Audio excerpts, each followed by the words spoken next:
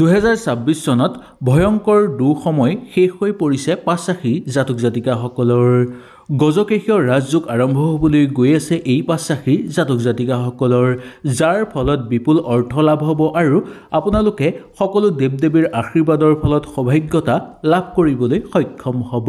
আহক তেনেহ'লে এই ভিডিঅ'টোৰ যোগেদি এই 5 ৰাশিৰ বিষয়ে জানি লওঁ। যদি আপোনালোকৰ ভিডিঅ'টো ভাল লাগে লাইক এটা কৰি আমাৰ মনোবল বঢ়াব আৰু আপোনালোকৰ বন্ধুবৰ্গৰ লগত শ্বেয়াৰ কৰি তেওঁলোককো উপকৃত কৰিব। 1 নম্বৰ ৰাশিটো হ'ল মিথুন ৰাশি। মিথুন ৰাশিৰ জাতক জাতিকাসকলৰ ৰাজযোগ তৈয়াৰ হ'বলৈ গৈ আছে 2026 চনত। আপোনালোকে কেওফালৰ পৰা সুযোগ সুবিধা লাভ কৰিব পাৰিব আৰু আপুনি কৰ্মক্ষেত্ৰত ভাল ফল অৰ্জন কৰিব পাৰিব। কৰ্মক্ষেত্ৰত আপোনালোকে মৰ্যাদা লাভ কৰিব পাৰিব আৰু কৰ্মক্ষেত্ৰত সহযোগীৰ পৰা পূৰ্ণ সহযোগিতাও লাভ কৰিব পাৰিব।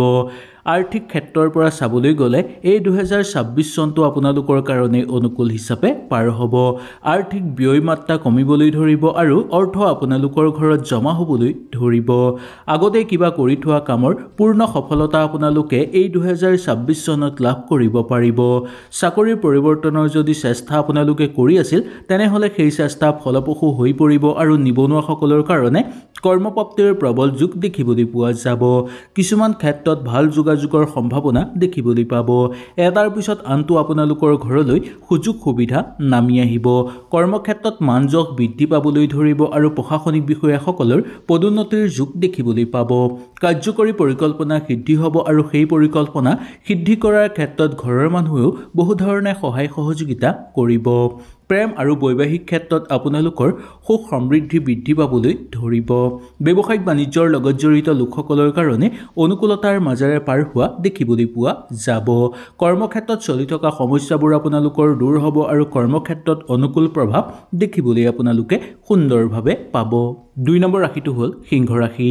সিংহ ৰাশিৰ জাতক জাতিকাসকলৰ ওপৰত এই 2026 চনে লৈ আহিব বহুকেইটা ৰাজযোগ, যাৰ ফলত আপোনালোকে বহুকেইটা ক্ষেত্ৰত সুযোগ সুবিধা লাভ কৰিব পাৰিব।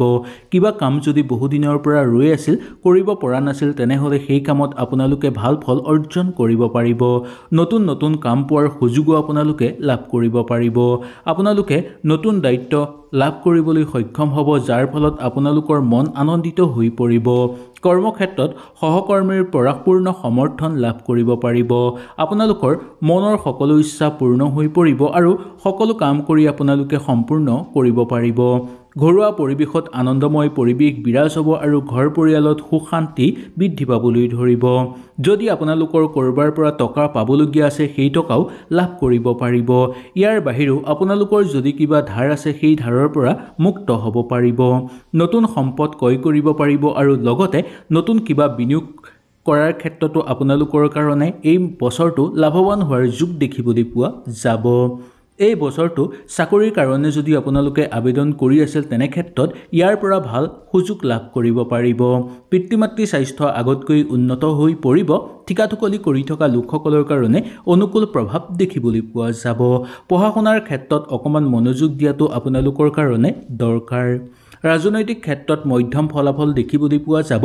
প্ৰেমত আপোনালোকৰ চলি থকাৰ হতাশাৰ ভাৱটো নোহোৱা হৈ পৰিব। বন্ধুবৰ্গৰ লগত থাকোঁতে মধ্যম ফলাফল দেখিবলৈ পোৱা যাব। 3 নম্বৰটো কন্যা ৰাশি। কন্যা ৰাশিৰ জাতক জাতিকাসকলৰ এই 2026 চনে আপোনালোকৰ ঘৰলৈ লৈ আহিব সুখ সমৃদ্ধি। সকলো ফালৰ পৰা আপোনালোকৰ শুভ হিচাপে পাৰ হ'ব দিনবোৰ। পূৰ্বৰ কিবা পৰিকল্পিত কাম আপোনালোকৰ এই বৰ্ষত হৈ উঠা দেখিবলৈ পাব। বিনিয়োগৰ ক্ষেত্ৰত আপোনালোকে লাভৱান হ'ব পাৰিব। কৰ্মক্ষেত্ৰত অনুকূল প্ৰভাৱ দেখিবলৈ পাব। ব্যৱসায়িক বাণিজ্যৰ ক্ষেত্ৰত আপোনালোকে চেষ্টা অব্যাহত ৰাখিব, যাৰ ফলত আপোনালোকে উল্লেখযোগ্য সফলতা লাভ কৰিবলৈ সক্ষম হ'ব। যান বাহন ক্ৰয় কৰাৰ ক্ষেত্ৰতো প্ৰবল যোগ আপোনালোকৰ নামি আহিছে। যদি এই বৰ্ষত আপোনালোকে যান বাহন ক্ৰয় কৰিব বিচাৰে তেনে ক্ষেত্ৰতো সুন্দৰভাৱে আপোনালোকে পাৰিব। ঘৰ পৰিয়ালৰ ক্ষেত্ৰত আনন্দ বৃদ্ধি পাবলৈ ধৰিব। ঘৰুৱা পৰিৱেশো আপোনালোকৰ অনুকূল হৈ পৰিব। মাটি বাৰী ক্ৰয় কৰাৰ ক্ষেত্ৰত আপোনালোকে অকণমান এই বৰ্ষত চাই বুজি ক্ৰয় কৰাটো উচিত। কোনো লোকে যাতে ঠগ প্ৰবঞ্চনাৰ বলি কৰি আপোনালোকক তুলিব নোৱাৰে তাৰ প্ৰতি অকণমান লক্ষ্য ৰখাটো ভাল। কাৰ্যকৰী পৰিকল্পনাৰ ক্ষেত্ৰত সকলো পৰিকল্পনা যে সিদ্ধি হ'ব তাত কিছু সন্দেহ দেখিবলৈ পোৱা যাব পাৰে। নতুনকৈ কাম বিচাৰি থকা বা নিবনুৱাসকলে কিছু হ'লেও আশা লাভ কৰিব পাৰিব। ধৰ্মীয় ক্ষেত্ৰত যোগদান কৰি আনন্দিত অনুভৱ কৰিব পাৰিব। সন্তানক লৈ আনন্দিত অনুভৱ কৰিব। যুটীয়াভাৱে কৰা ব্যৱসায়িক বাণিজ্যৰ ক্ষেত্ৰত আপোনালোকৰ বিপুলভাৱে উন্নতি দেখিবলৈ পোৱা যাব। ঠিকাটুকলি কৰা লোকসকলৰ কাৰণে মধ্যম হিচাপে পাৰ হ'ব। ঘৰত যদি কাৰোবাৰ বিয়া বাৰুৰ কথা আপোনালোকে আলোচনা কৰিব বিচাৰে তেনে ক্ষেত্ৰত এই বৰ্ষত সুন্দৰভাৱে আলোচনা কৰি চাব পাৰে। ৰৈ থকা ধনো আপোনালোকে লাভ কৰিবলৈ সক্ষম হ'ব। ক'ৰবাৰ পৰা পূৰ্ণ সহযোগিতা লাভ কৰিব পাৰিব আৰু হঠাৎ আপোনালোকৰ ঘৰলৈ অৰ্থ অহাৰ যোগ দেখিবলৈ পাব। মনত এক নতুন উদ্যম বা উৎসাহ আপোনালোকৰ দেখিবলৈ পোৱা যাব। 4 নম্বৰ ৰাশিটো হ'ল তুলা ৰাশি। তুলা ৰাশিৰ জাতক জাতিকাসকলৰ কাৰণে অত্যন্ত শুভ হিচাপে পাৰ হ'ব এই 2026 বৰ্ষটো। কৰ্মক্ষেত্ৰত আপোনালোকৰ ভবাতকৈ বেছি সুযোগ সুবিধা লাভ কৰিব পাৰিব আৰু সহযোগিতা লাভ কৰিব পাৰিব।